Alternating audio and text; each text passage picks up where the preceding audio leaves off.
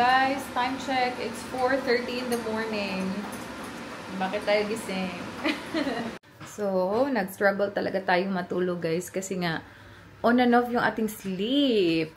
What time kaya ako nagising? Mga 12. Nakanap ako ba? So, right now, kakain na lang kami. Kakain na lang kami. Nag-aabot kami sa toilet. Ay, gising ka pala. Gising kami dalawa. I already woke up. Yeah, you already woke up. Ako hindi ko pala ako nakikatulog. Proper na tulog ba? So that's what happened. Kapos na gusto ko. Hindi? Okay. Ah, yeah. It's 4:40 na. Ang early naman ni Michelle for her morning shift. Okay lang naman kasi I'll start working at 3 p.m. So may time pa tayong matulog. Awara. Papasok ka! That's it? No. Kape na mas maganda mo. Ay! Wala pa si Rice. Our tripping is real. Batch ka. Incognito. Grabe sa nila. Pinsilay yun. Tanang. Freshly cooked rice. Init kaya pa? Yeah.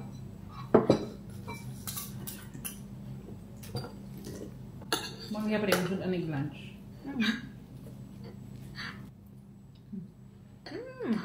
It's good? It's good. Secure the package.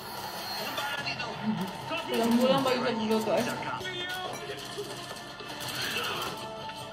Look mo na abot, oy. Don't know if you know this too. I'd rather be right here with you.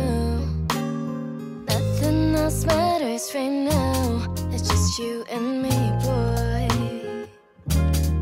이대로 멈췄으면 좋겠어, 둘이. Don't take your eyes off me, baby. You're the one that I need. 솔직히 말해볼게. 너만을 기다려. The aftermath. Aftermath of everything. Busog. Busog kayo. Kaon na po ng t-shirt ni Michelle. Lolo. Ay, kulang na naman ang lumpia si Sir. 너만 보여 난 something by you, baby. I do anything 줄 수 있어 다 something by you, baby.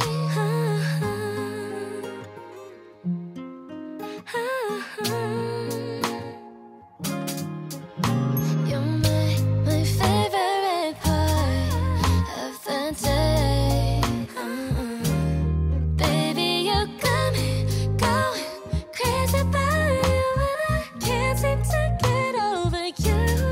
이대로 멈췄으면 좋겠어, 둘이. Please keep your eyes on me, baby. 나만 바라봐줘. 솔직히 말해볼게. 너만을 기다려, 너만을 기다려. 저 수평선을 건너 우주 끝까지 가볼게.